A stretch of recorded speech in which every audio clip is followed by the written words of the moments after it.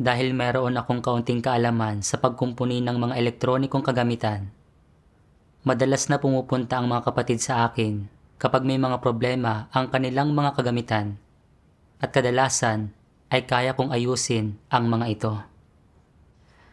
Minsan, nagkaproblema ang kagamitan ng isang brother at tinulungan ko siyang suriin at kumpunihin ito. Sinabi ng brother na, "Alam mo kung paano ito gawin? Sana matutuhan ko ring gawin ang mga bagay na ito balang araw." Labis akong nasiyahan at sinabi ko na hindi naman ito ganoon kakomplikado. Kapag naunawaan mo na ang mga prinsipyo, mabilis ka nang matututo. Tumango ang brother ng may paghanga at nakadama ako ng labis na pride at superioridad. Minsan, kinailangan ng mga kapatid ng tulong sa pag-assemble ng dalawang computer at hiningi nila ang tulong ko. Naisip ko na sina Brother Liam at Michael ang dating namamahala sa pagbuo ng mga computer. Ngayong umalis na sila, ako na lang ang natitirang may kaunting alam sa electronics. Pero kailanman ay hindi pa talaga ako nakapag-assemble ng isang computer. Kapag dinala rito ng mga kapatid ang kagamitan at hindi ko ito ma-assemble ng maayos, labis na nakakahiya ito. Iisipin ng mga kapatid na, akala ko ba ay may alam ka sa electronics, pero hindi mo man lang kayang i-assemble ang isang computer. Kaya naghanap ako ng ilang video tutorial tungkol sa pag-assemble ng computer para pag-aralan muna, at nakahanap ako ng isang computer na maaari kong kalasin at muling i-assemble. Pagkatapos ng ilang ulit na pagsasanay, halos nakabisado ko na ang pag-assemble at pag-setup ng system ng mga computer. At nakahinga na ako ng maluwag. Hindi nagtagal, nagdala ng computer ang isang brother. Naka-assemble na ito at kailangan na lamang ng system setup. Akala ko ay madali lang ito. Pero nang umpisahan ko na itong i-setup, nakita ko na ang system ng computer na ito ay medyo iba kumpara sa mga na-setup ko na dati at hindi ako makapasok sa setup interface. Natakot akong makita ng iba na hindi ko ito kayang gawin at mamaliitin nila ako. Kaya nanahimik ako, nagkukunwaring abala habang sinusubukan kong alamin kung paano ito aayusin. Makaraan ang ilang sandali, hindi ko pa rin ito mapagana. Ang mga kapatid sa tabi ko ay nag-aalok ng kanilang mga opinyon. Ang iba ay nagmumungkahi ng ganitong baraan, habang ang iba naman ay nagsasabi na dapat itong gawin sa ibang baraan. Ang ilan ay nagmungkahi na maghanap ng mga video tutorial at may mga nagmungkahing tawagan si Michael. Nabalisa ako dahil sa mga suwestyong ito. Naisip ko na kailangan ko itong ma-setup agad. Kung hahayaan kong diktahan ako ng iba kung paano ito aayusin, hindi ba't magmumukha akong walang kakayahan? Pagkatapos, tiyak na mamaliitin ako ng mga kapatid. Kaya hindi ko sila pinansin at patuloy kong sinubukang ayusin ito ng mag-isa. Makaraan ang ilang sandali, tumawag kay Michael ang isa sa mga kapatid. Hindi ko talaga ito pinapansin. Pero nagkataong narinig kong sinabi ni Michael na, "Pindutin mo ng matagal ang key na ito. Huwag mong bibitawan at makakapasok ka na sa setup interface." Ginawa ko ito at nireset. At hindi nagtagal, natapos ang pag-setup. Pagkatapos, pinagnilayan ko ang ibinunyag ko sa sitwasyong ito. At pakiramdam ko ay medyo hindi ako naging makatwiran. Malinaw na hindi ko alam kung paano ito gawin, pero hindi ako naglakas loob na aminin ito. Natatakot na maliitin ako ng iba Nang humihingi ang iba ng tulong, pakiramdam ko ay itinatanggi nila ang mga kakayahan ko at nakaramdam ako ng paglaban. Nang pagnilayan ko ang ibinunyag ko, medyo nakaramdam ako ng pagkasaklam sa sarili ko. Naisip ko na sa susunod, hindi ko na pwedeng pagtakpan ang aking sarili at magpanggap ng ganoon. Kinabukasan, umalis ako para mag-asikaso ng ilang gawain at tinawagan ako ng isang brother na magmadaling bumalik. Sinabi niyang may isang computer na kailangang i-assemble at hindi nila alam kung paano ito gagawin. Agad akong nakaramdam ng pagpapahalaga sa aking presensya. Naisip ko, tila nasisira na lang ang mga bagay kapag wala ako. Bagamat hindi pa ako kailanman nakapag-assemble ng isang computer, may kaalaman naman ako sa pagkukumpuni at dapat na mabilis kong matututuhan ang mga pangunahing prinsipyo. Mamaya, ipapaliwanag ko sa kanila ang mga prinsipyo at ipapakita kong mas marami pa rin akong nalalaman. Nang makauwi ako, nakita ko na ang computer na ito ay iba kumpara sa mga nahawakan ko dati at bahagya akong nataranta. Iniisip ko na kung aaminin ko na hindi pa ako nakapag-assemble ng ganitong uri ng computer dati, sasabihin ba nilang may mga bagay pala siyang hindi alam at mamaliitin nila ako? Kaya ipinaliwanag ko ang mga prinsipyo ng pag-assemble batay sa nakaraang karanasan ko at kung paano ito patatakbuhin. Pero habang ina-assemble ko ito, hindi ako sigurado kung tama ba ang ginagawa ko. Labis akong nabalisa kaya pinagpawisan ako. Nais kong tawagan si Liam para humingi ng payo. Pero sadyang hindi ko magawang humingi ng tulong. Naisip ko na iniisip ng mga kapatid na alam ko kung paano ito gawin. Pero kung hihingi ako ng tulong kay Liam, tiyak na iisipin nilang hindi sapat ang mga kasanayan ko. Gagalangin pa rin ba nila ako? Hihingin pa rin ba nila ang tulong ko? Hindi. Hindi ko maaaring hayaan na maliitin ako ng mga kapatid. Aalamin ko ito ng mag-isa. Dapat malutas ko ito. Kaya binasa ko ang manual habang ginagamit ko ang dati kong pamamaraan sa pagdugtong ng mga kable at sinubukan ko ito. Pero pagkadugtong ko pa lamang ng mga kable at pagkabukas ng power, umusok ang kaha ng computer at agad kong binunot ang saksakan ng kuryente. Nagtanong si Brother Charlie, "Anong nangyari?" Namula ang mukha ko at sinabi ko na baka mali ang pagkakasaksak ko ng mga kable at nasunog ang circuit board. Para hindi ako masisi, sinabi ko na kukuha ako ng multimeter para suriin kung nasunog na ito. Nang makabalik ako sa silid, magulo ang utak ko at naisip ko na paano nangyari ito? Bukod sa hindi ko na ito na-assemble, nasunog ko pa ang circuit board. Hiyang-hiya ako. Ayaw ko nang humarap sa kahit sino. Kung alam ko lang na mangyayari ito, tinawagan ko na sana si Liam para humingi ng payo. At hindi na sana ito nangyari. Habang lalo ko itong iniisip, lalo kong pinagsisisihan ang ginawa ko at gusto kong sampalin ang sarili ko. Paglabas ko ng silid, kausap na ni Charlie si Liam sa telepono at sinabi ni Liam sa kanya kung paano pagdudugtungin ang mga kable. Talagang napakasimple lang ng solusyon, pero hindi ko ito naisip. Sa sandaling iyon, labis akong nagsisi. Naisip ko na kung hinayaan ko lang na mayroong gumabay sa akin, Hindi sana ako naligaw ng landas. Pero ngayong nasunog na ang circuit board, kailangan namin itong palitan.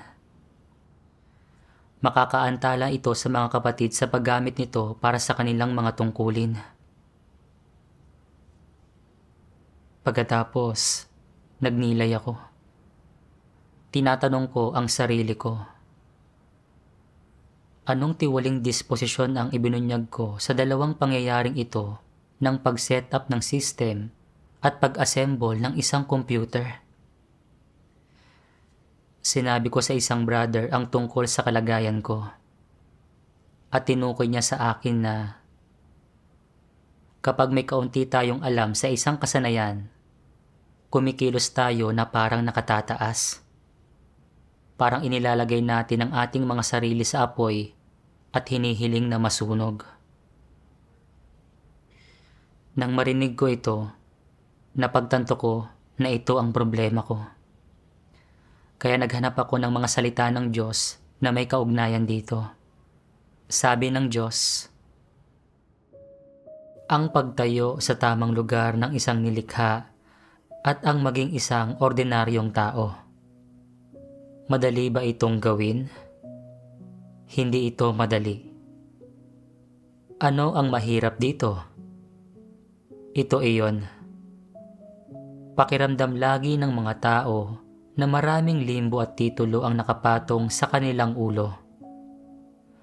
Binibigyan din nila ang kanilang sarili ng pagkakakilanlan at katayuan ng mga dakilang tao at Superman at nakikibahagi sila sa lahat ng pakunwari at huwad na pagsasagawa at pakitang taong palabas na iyon.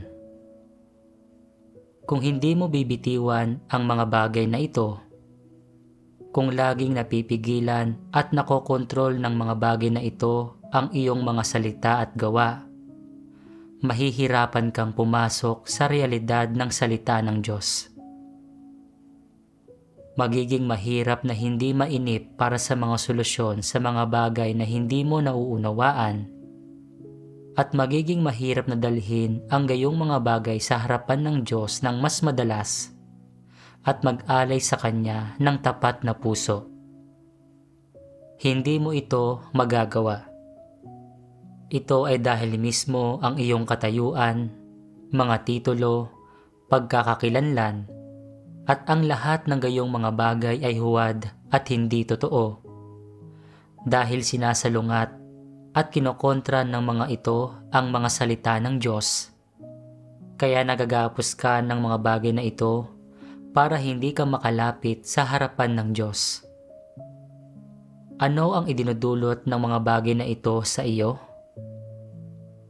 Dahil sa mga ito, nagiging mahusay kang magbalat kayo, magkunwaring nakakaunawa, magkunwaring matalino, magkunwaring isang dakilang tao, magkunwaring isang sikat na tao, magkunwaring may kakayahan, magkunwaring marunong, at magkunwari pa nga na alam mo ang lahat ng bagay, na may kakayahan ka sa lahat ng bagay, at na kaya mong gawin ang lahat ng bagay. Ginagawa mo ito para sambahin at hangaan ka ng iba. Lalapit sila sa iyo, dala-dala ang lahat ng kanilang problema, umaasa sa iyo at tinitingala ka. Kaya, para bang isinasalang mo ang iyong sarili sa apoy? Sabihin mo sa akin, masarap bang masalang sa apoy? Hindi mo nauunawaan, pero wala kang lakas ng loob na sabihin hindi mo nauunawaan.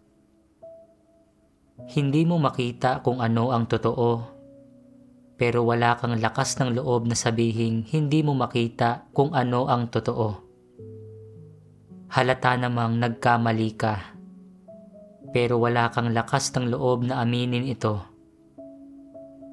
Nagdadalamhati ang iyong puso, pero wala kang lakas ng loob na sabihin, sa pagkakataong ito ay kasalanan ko talaga. May pagkakautang ako sa Diyos at sa aking mga kapatid.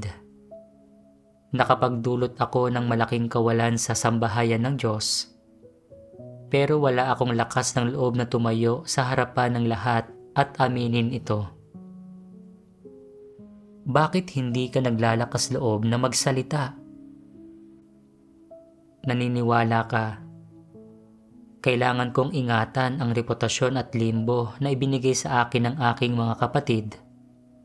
Hindi ko maaaring madismaya ang mataas na pagtingin at tiwala nila sa akin, lalo na ang mga inaasahan nila sa akin na pinanghawakan nila sa loob ng maraming taon.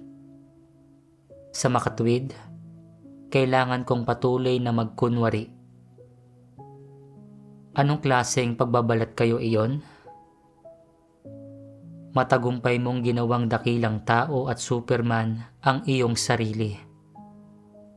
Gusto kang lapitan ng mga kapatid para pagtanungan, konsultahin, at hingan pa nga ng payo tungkol sa anumang problemang kinakaharap nila. Tila hindi nila kayang mabuhay nang wala ka. Pero hindi ba't nagdadalamhati ang iyong puso? Siyempre, hindi nararamdaman ng ibang tao ang pagdadalamhating ito. Hindi nararamdaman ng isang antikristo ang pagdadalamhating ito. Sa halip, naaaliw siya rito, iniisip na ang kanyang katayuan ay nakahihigit kanino man. Subalit, ang isang pangkaraniwan at normal na tao ay nakakaramdam ng pagdadalamhati kapag nasasalang siya sa apoy. Pakiramdam niya ay wala siyang kwenta, na tulad lamang siya ng isang ordinaryong tao. Hindi siya naniniwala na mas malakas siya kaysa sa iba. Hindi lamang niya iniisip na hindi niya maisakatuparan ang anumang praktikal na gawain, kundi maaantala rin niya ang gawain ng iglesia at maaantala ang mga hinirang ng Diyos, kaya aakuin niya ang sisi at magbibitiw siya. Isa itong taong may katwiran. Madali bang lutasin ang problemang ito? Madali para sa mga taong may katwiran na lutasin ang problemang ito, pero mahirap ito para sa mga walang katwiran. Kung sa sandaling magkaroon ka ng katayuan, tinatamasa mo ng walang kahihiyan ang mga kapakinabangang dulot ng katayuan na ang resulta ay mabubunyag at matitiwalag ka dahil sa kabiguan mong gumawa ng totoong gawain. Ikaw mismo ang may kagagawa nito at nararapat lamang na mangyari ito sa iyo. Ni hindi ka marapat tumanggap ng kahit katiting na awa at habag. Bakit ko sinasabi ito? Ito ay dahil nagpupumilit kang tumayo sa isang mataas na lugar. Isinasalang mo ang iyong sarili sa apoy. Ikaw ang may gawa ng iyong sugat. Inilantad ako ng mga salita ng Diyos na nagdulot sa akin ng labis na pagkapahiya. Para mapanatili ang katayuan ko sa mga mata ng tao, palagi ako nagpapanggap at nagpapakita ng peking imahe. Bagamat may kaunti akong kaalaman sa pagkukumpuni, hindi ko pa talaga nasusubukang mag-assemble ng isang computer. Nang hilingin ng mga kapatid na i-assemble ko ang mga computer, natakot akong maliitin nila ako, kaya nag-aral ako at nagsanay ng maaga. Pagkatapos, naunawaan ko ng kaunti ang tungkol sa mga prinsipyo ng pag-assemble ng computer. Pero marami pang iba't ibang configuration at hindi ko lubos na nauunawaan ang kakayahan at pagkakaiba ng bawat configuration. Para maiwasang maliitin ng mga kapatid, kapag nahaharap ako sa mga computer na hindi ko pa na-set up o na-assemble dati, hindi ako naglakas loob na aminin na hindi ko alam kung paano ito gawin. Natakot akong sabihin nila na, hindi ba't dapat ay alam mo ang tungkol sa mga elektronikong kagamitan? Paano nangyari na hindi mo man lang kayang mag-assemble ng isang computer? Para mapanatili ang imahe ko sa mga kapatid bilang may kaalaman sa electronics at teknolohiya, nagpatuloy akong pagtakpan ng sarili ko at magpanggap. Sa unang computer, kahit malinaw na hindi ko ito kayang iset up, hindi ako naglakas loob na aminin ang katotohanan. Nanahimik ako. Sinusubukan kong ayusin ito ng mag-isa. Nang tumawag ang isang brother para humingi ng tulong, ayaw ko pangang makinig. Kalaunan, nang mag-assemble ako ng isa pang computer, lalo ko pang itinaas ang sarili ko. Inisip ko na hindi nila nauunawaan at ako ang nakakaunawa. Kaya inilagay ko ang sarili ko bilang guro. Ipinaliwanag ko ang mga prinsipyo at kung paano ang pag-assemble nito. Alam ko na ang computer na ito ay iba sa mga na-assemble ko dati. At maaaring hindi gumana ang pamamaraan ko dati ng pagkabit ng mga kable. At naisip ko na tawagan si Liam para humingi ng payo. Pero natakot akong mawalan ng magandang imahe bilang may kaalaman sa electronics at teknolohiya sa mata ng mga kapatid. Kaya nagtiyaga na lang ako habang sinusubukan kong ipaliwanag ang mga bagay at ikonekta ang mga kable. At sa huli, may lumabas na maitim na usok mula sa computer. Tuluyan ang naalis ang pagpapanggap ko at hindi ko na kayang ituloy pa ang pagpapanggap. Hindi lang ako nabisto ng mga kapatid, kundi nasunog ko pa ang motherboard. Nakaantala ito sa mga kapatid sa paggamit ng computer sa kanilang mga tungkulin. Sa pamamagitan lamang ng paglalantad ng mga salita ng Diyos na natutunan ko na namumuhay ako sa isang satanikong disposisyon at hindi ko man lang kayang magsabi ng kahit isang tapat na salita. Palagi kong pinagtatakpan ang sarili ko at nagpapanggap. Sinusubukan kong panatilihin ang magandang imahe ko bilang isang may kaalaman sa electronics at teknolohiya. Sa pamamagitan ng ganitong pagpapanggap, hindi lamang ako nabigong itago ang mga pagkukulang at kahinaan ko, kundi sa halip ay isinawalat ko pa ang sarili ko sa kung sino talaga ako, na nagdulot na makita ng lahat na hindi ko talaga nauunawaan ang teknolohiyang ito. Nakita rin nila ng mas malinaw kung gaano ako kamapanlinlang at kamapagpaimbabaw. Bilang resulta, sinayang ko ang aking integridad.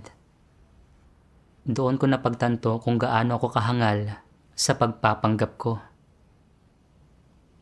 Pagkatapos, higit pa ako nagnilay.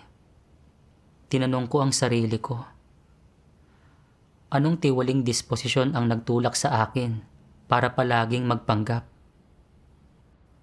Pagkatapos, nabasa ko ang siping ito ng mga salita ng Diyos. Sabi ng makapangyarihang Diyos, anong klaseng disposisyon ito kapag ang mga tao ay palaging nagpapanggap, palaging pinagtatakpan ang kanilang sarili, palaging nagmamagaling upang maging mataas ang tingin sa kanila ng iba, at hindi makita ang kanilang mga pagkakamali o pagkukulang, kapag palagi nilang sinisikap na ipakita sa mga tao ang pinakamagandang aspekto nila? Ito ay kayabangan, pagkukunwari, pagpapaimbabaw. Ito ang disposisyon ni Satanas. Ito ay isang buktot na bagay. Tingnan natin ang mga miyembro ng satanikong rehimen.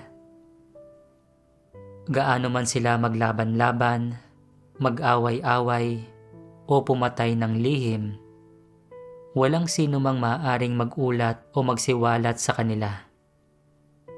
Natatakot sila na makikita ng mga tao ang kanilang malademonyong mukha at ginagawa nila ang lahat ng makakaya nila para pagtakpan ito. Sa harap ng iba, ginagawa nila ang lahat ng makakaya nila para pagtakpan ang kanilang sarili. Sinasabi nila kung gaano nila kamahal ang mga tao, kung gaano sila kadakila, kamaluwalhati at hindi nagkakamali. Ito ang kalikasan ni Satanas. Ang pinakaprominenteng katangian ng kalikasan ni Satanas ay ang panloloko at panlilinlang. At ano ang mithiin ng panloloko at panlilinlang na ito? Para dayain ang mga tao, para pigilan silang makita ang diwa at tunay na kulay nito, at nang sa gayon ay makamtan ang mithiin na mapatagal ang pamumuno nito. Maaaring walang gayong kapangyarihan at katayuan ang mga ordinaryong tao, ngunit nais din nilang maging maganda ang tingin ng iba sa kanila at magkaroon ng mataas na pagpapahalaga ang mga tao sa kanila at iangat sila sa isang mataas na katayuan sa puso ng mga ito. Ito ay isang tiwaling disposisyon, at kung hindi nauunawaan ng mga tao ang katotohanan, wala silang kakayahang makilala ito. Ang mga tiwaling disposisyon ang pinakamahirap makilala sa lahat. Madaling makilala ang sarili mong mga pagkakamali at pagkukulang, pero hindi ang makilala ang sarili mong tiwaling disposisyon. Ang mga taong hindi kilala ang kanilang sarili ay hindi kailanman tinatalakay ang kanilang mga tiwaling kalagayan. Palagi nilang iniisip na maayos sila. At nang hindi nila namamalayan, nagsisimula silang magpakitang gilas. Sa loob ng mga taon ng aking pananampalataya, dumaan na ako sa napakaraming pag-uusig at pinagdusahan ko na ang napakaraming paghihirap. Alam ba ninyo kung paano ko ito napagtagumpay ang lahat? Mapagmataas na disposisyon ba ito? Ano ang motibasyon sa likod ng kanilang pagpapasikat? Para tumaas ang tingin sa kanila ng mga tao. Ano ang motibo nila sa pagsisikap na mapataas ang tingin sa kanila ng mga tao? Para mabigyan sila ng katayuan sa isipan ng gayong mga tao. Kapag nabigyan ka ng katayuan sa isipan ng iba, kung gayon ay kapag kasama ka niya, may paggalang siya sa iyo at mas magalang siya kapag kausap ka niya. Palagi kanyang tinitingala, palagi kanyang pinauuna sa lahat ng bagay, pinagbibigyan ka niya, binobola at sinusunod ka niya. Sa lahat ng bagay, hinahanap ka niya at hinahayaan kang magdesisyon.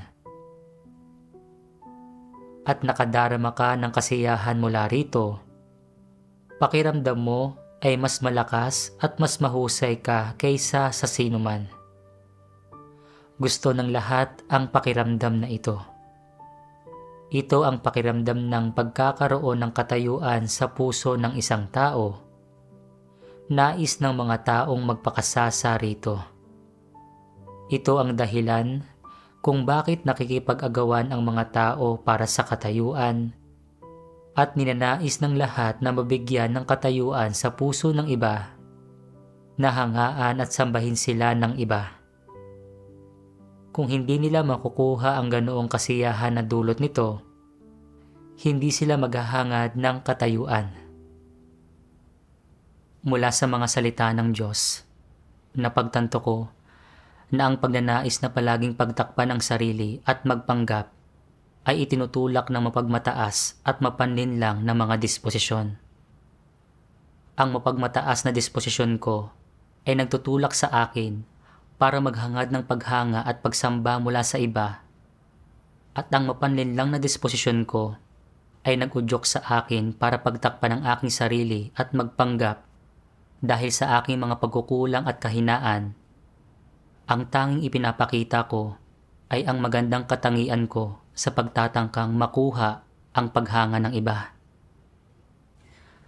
Katulad ito ng sisipi, nasanay sa pagtatakip at pagpapabango ng mga bagay.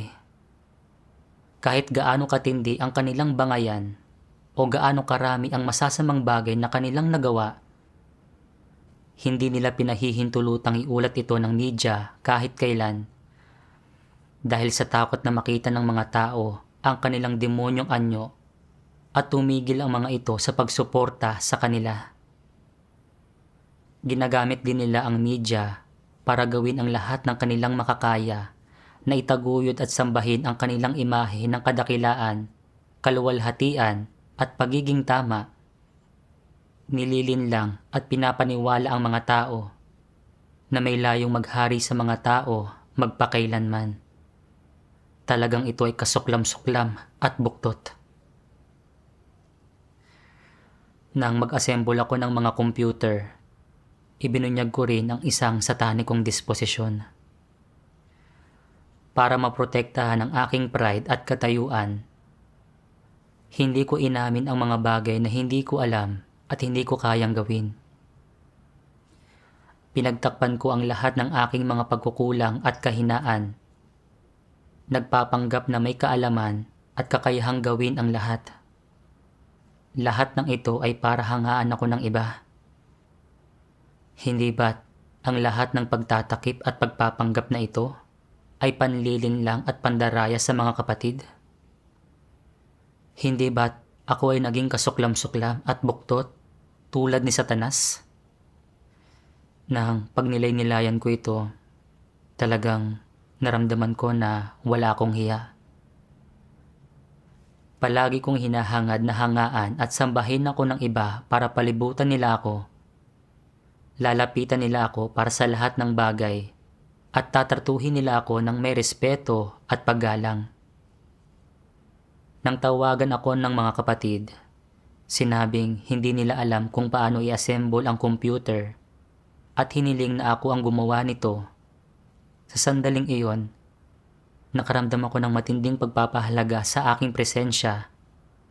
Pakiramdam ko ay mas magaling ako kaysa sa kanila at labis na nasiyahan ang banidad ko. Dahil nasiyahan ako sa pakiramdam na iyon, kaya ginawa ko ang lahat para pagtakpan ang aking sarili at magpanggap para hangaan ako ng mga tao. Tinanong ko ang aking sarili, kung ipagpapatuloy ko ang paghahangad ng reputasyon at katayuan at ang pagtatamasa sa paghanga ng iba, ano ang magiging mga kahihinatnan? Binasa ko ang mga salitang ito ng Diyos. Sabi ng makapangyarihang Diyos, wala nang higit pang kinapopotan ang Diyos, kundi kapag naghahangad ang mga tao ng katayuan, pero nagmamatigas ka pa ring nakikipagkumpetensya para sa katayuan. Walang sawa mo itong iniingatan at pinoprotektahan at laging sinusubukang makuha ito para sa iyong sarili. At sa kalikasan, hindi ba't ang lahat ng ito ay antagonistiko sa Diyos? Hindi inorden ng Diyos ang katayuan para sa mga tao. Ipinagkakaloob ng Diyos sa mga tao ang katotohanan, ang daan, at ang buhay, para sa huli ay maging isang nilikha sila na pasok sa pamantayan, isang maliit at hamak na nilikha, hindi isang tao na may katayuan at katanyagan at iginagalang ng libo-libong tao. Kung kaya, saan mang perspektiba ito tingnan, walang kahahantungan ang paghahangad ng katayuan. Gaano man kamakatwiran ang iyong pagdadahilan para maghangad ng katayuan, mali pa rin ang landas na ito at hindi ito sinasang-ayunan ng Diyos. Gaano ka man magpakahirap o gaano man kalaki ang halagang bayaran mo, kung nagnanais ka ng katayuan, hindi ito ibibigay sa iyo ng Diyos. Kung hindi ito ibinibigay ng Diyos, Mabibigo ka sa pakikipaglaban para matamo ito, at kung patuloy kang makikipaglaban, isa lamang ang kalalabasan nito. Mabubunyag at matitiwalag ka at mauuwi ka sa walang kahahantungan. Nauunawaan mo ito, hindi ba?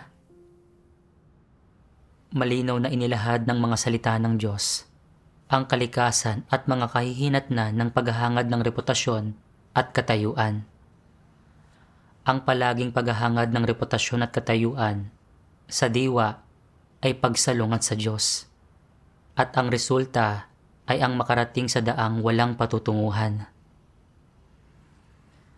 Dahil tayong mga tao ay maliliit na nilikha lamang, dapat nating sambahin at tingalain ng Diyos. Isa katuparan ng ating mga tungkulin ng tapat at masunurin. Ito ang konsensya at katwiran na dapat taglayin ng mga tao. Ipinahayag ng Diyos ang katotohanan sa mga huling araw para itanim ang kanyang mga salita sa mga tao. Gawin itong buhay natin na magtutulot na maisabuhay natin ang normal na pagkatao at maging mga nilikha na pasok sa pamantayan. Ayaw ng Diyos na maghangad ang mga tao ng reputasyon, katayuan, o ng paghanga ng iba habang ginagampanan ang kanilang tungkulin. Kung palagi ako magpapanggap at maghahangad ng reputasyon at katayuan, at hindi ako magsisisi, magbabago, o magsasagawa ng katotohanan, tiyak na ibubunyag at ititiwalag ako ng Diyos sa huli. Naisip ko kung paanong ang karamihan sa mga antikristo na pinatalsik mula sa sambahayan ng Diyos ay naghangad ng reputasyon at katayuan. Hindi sila nag-atubiling pinsalain at seryosong gambalain at guluhin ang gawain ng iglesia. Nasa huli ay humantong sa pagpapatalsik sa kanila. Nang mapagtanto ko ang bigat ng problemang ito, nagdasal ako sa Diyos. Handang baguhin ang kalagayan ko, hindi na naghahangad ng paghanga ng mga tao. Sa halip ay tapat na magiging isang maliit na nilikha. Kalaunan, nagbasa ako ng isa pang sipi ng mga salita ng Diyos. Sabi ng makapangyarihang Diyos, kung ayaw mong masalang sa apoy at maihaw, dapat mong isuko ang lahat ng titulo at limbo na ito at sabihin sa iyong mga kapatid ang tunay na mga kalagayan at mga kaisipan sa iyong puso.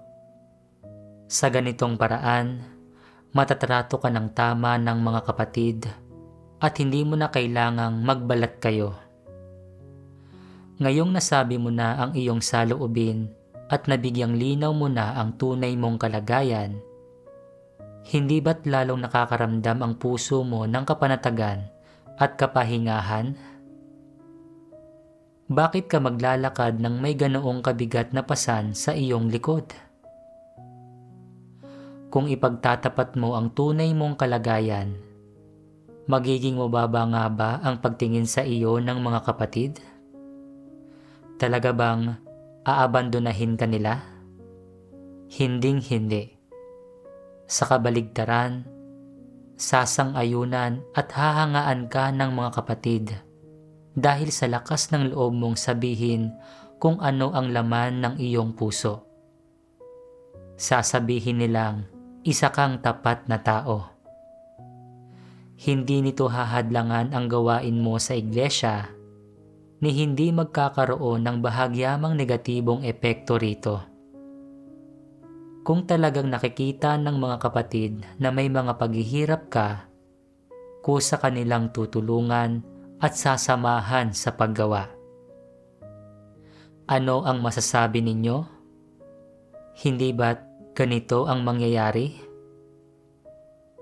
Ang palaging magbalat kayo para tingalain ka ng iba ang pinakahangal na bagay. Ang pinakamainam na paraan ay ang maging ordinaryong tao na may karaniwang puso ang magawang magtapat sa mga hinirang ng Diyos sa dalisay at simpleng paraan, at ang madalas na makibahagi sa mga taus-pusong usapan. Huwag na huwag mong tanggapin kapag ikaw ay tinitingala, hinahangaan, labis na pinupuri, o binobola ng mga tao. Dapat tanggihang lahat ang mga bagay na ito. Paano ka ba dapat magsagawa para maging isang karaniwang tao, isang ordinaryong tao, isang normal na tao? Una, dapat mong itatwa at bitiwan ang mga bagay na iyon na iniingatan mo na sa tingin mo ay napakabuti at napakahalaga, pati na ang mabababaw, magagandang salita na ginagamit ng iba para hangaan at purihin ka. Kung sa iyong puso, malinaw sa iyo kung anong klaseng tao ka, kung ano ang diwa mo, kung ano ang iyong mga kapintasan at kung anong katiwalian ang inilalantad mo, dapat mo itong hayagang ibahagi sa ibang tao upang makita nila kung ano ang tunay mong kalagayan, kung ano ang mga saloobin at opinyon mo, upang malaman nila kung ano ang kaalaman mo sa gayong mga bagay. Ano man ang gawin mo, huwag kang magkunwari o magpanggap. Huwag mong itago ang sarili mong katiwalian at mga kapintasan sa iba, nang sa gayon, walang sino mang makaalam sa mga iyon. Ang ganitong uri ng huwad na pag-uugali ay isang hadlang sa iyong puso, at isa rin itong tiwaling disposisyon, at mapipigilan nito ang mga tao na magsisi at magbago. Dapat kang magdasal sa Diyos at itaas para mapagnilayan at mahimay ang mga huwad na bagay, tulad ng papuri na ibinibigay sa iyo ng ibang tao, ang karangalang ibinubuhos nila sa iyo, at ang mga koronang ipinagkakaloob nila sa iyo. Dapat mong makita ang pinsalang idinudulot ng mga bagay na ito sa iyo. Sa paggawa niyon, ay masusukat mo ang iyong sarili, magkakamit ka ng pagkakilala sa sarili, at hindi mo na makikita ang iyong sarili bilang isang Superman o kung sinong dakilang tao. Sa sandaling magkaroon ka ng gayong kamalayan sa sarili, magiging madali na sa iyong tanggapin ang katotohanan, tanggapin sa iyong puso ang mga salita ng Diyos, at kung ano ang hinihingi ng Diyos sa tao, tanggapin ang pagliligtas sa iyo ng lumikha, matatag na maging isang pangkaraniwang tao, isang tao na matapat at maaasahan, at para magkaroon ng normal na ugnayan sa pagitan mo na isang nilikha at ng Diyos na ang lumikha. Ito mismo ang hinihingi ng Diyos sa mga tao, at ito rin ay isang bagay na talagang kaya nilang makamit.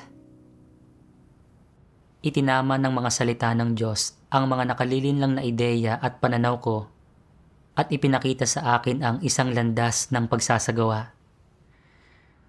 Dati, palagi ako nag-aalala na kung ilalantad ko ang aking mga pagkukulang at kahinaan, mamaliitin ako ng mga tao, kaya palagi kong pinagtatakpan ang sarili ko at nagpapanggap. Pero ang totoo, kahit na magpanggap ako at hindi magsabi, nakikita na ng aking mga kapatid kung sino talaga ako. At kung magsasalita ako ng tapat at ihahayag ko ang aking mga pagkukulang, hindi nila ako mamaliitin. Sa halip, makikita nila na nagsasanay akong maging matapat na tao at igagalang nila iyon at sasang-ayunan.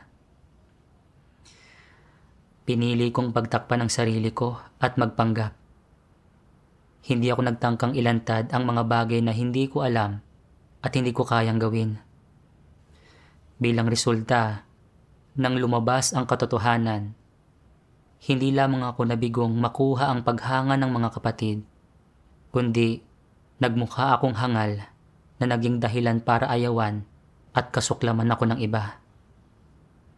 Ngayon, napagtanto ko na mali at hangal ang aking pananaw at na kailangan kong maghimagsik laban sa mga kaisipang ito at magsagawa ayon sa mga salita ng Diyos. Sa katunayan, ang lahat ng normal na tao ay may mga pagkukulang at kahinaan. Kahit na ang isang tao ay nagtrabaho ng maraming taon sa isang partikular na larangan at nagkaroon ng mataas na kasanayan dito, may mga pagkakataon pa rin na may ilang bagay siyang hindi alam. Hindi dapat ikinahihiya ang pagkakaroon ng mga pagkukulang at kahinaan. Kung alam ng isang tao ang lahat at kaya niyang gawin ang lahat, magiging superhuman na siya. Dahil inakala ko rin na ako ang may pinakamahusay na kaalaman sa grupo tungkol sa electronics at dumagdag pa ang papuri ng iba, kumilos ako na parang nakatataas. Pero sa profesional na pananaw, mga simpleng kaalaman lang ang meron ako. Sa pagbabalik tanaw, noong nandito si Liam, mas biyasa siya sa mga elektronikong kagamitan. At kumpara sa kanya, talagang mas mababa ang kasanayan ko. Ngunit maging siya ay kinailangan kumonsulta sa mga kapatid na mas may kaalaman tungkol sa ilang kagamitan na hindi niya nauunawaan, na lalong nagpakita ng agwat ko sa kaalaman. Kaya saan man tingnan, hindi ko dapat itinaas ang aking sarili. Sa halip, dapat ay hinarap ko ng wasto ang aking mga pagkukulang at kahinaan at naging bukas sa lahat para maunawaan nila ako. Ito sana ang makatuwirang pag-uugali. Kalaunan, nasira ang isa pang kagamitan at hiniling ng isang kapatid na tumulong akong kumpunihin ito. Pagkatapos ko itong suriin, hinusgahan ko na may sira ang isang parte at pinalitan ko ito. Pero nang subukan, hindi pa rin ito gumana. Ginawa ko ito ng ilang sandali pa, pero hindi ko pa rin ito naayos. Pagkatapos, naisip ko na mali ba ang pagkakahusga ko sa issue? Dapat ko bang tawagan si Michael para humingi ng payo? Mas marami na siyang nahawakan ng ganitong uri ng kagamitan, kaya baka naranasan na niya ang problemang ito. Pero naisip ko na kung hindi ko ito malulutas at kailangan kong humingi ng tulong, tiyak na iisipin ng mga kapatid na hindi sapat ang aking kasanayan at hindi na nila ako hahangaan. Hindi ko maaaring hayaan na maliitin nila ako. Kung patuloy kong susubukan, tiyak na maayos ko rin ito ng mag-isa. Nang maisip ko iyon, napagtanto ko na muli kong sinusubukan na pagtakpan ang aking sarili at magpanggap. Kaya nagdasal ako sa aking puso. Diyos ko, hindi ko pa gaanong nagagawa ang ganitong klase ng makina. At hindi ako sigurado kung saan nanggagaling ang issue. Natatakot ako na maliitin ako ng mga kapatid at nais kong muling magpanggap. Diyos ko, patnubayan mo ako para maging isang matapat na tao. Para makayanan kong harapin ang aking mga pagkukulang at kahinaan at para aktibo akong makahanap ng tulong mula sa iba. Pagkatapos magdasal, tinawagan ko si Michael para humingi ng payo.